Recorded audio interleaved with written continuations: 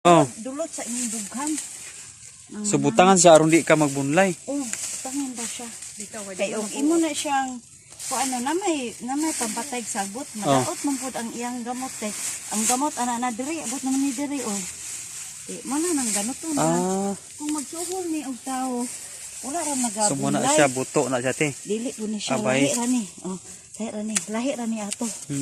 Ato siya kada ka ito. Sa to pag-isiparit ni mo na ini. Adili, makuan ra na. Hala Lord, what happened? Nabusdig. Nabusdig ang gisudlan nga. Gusto naman ni Ron.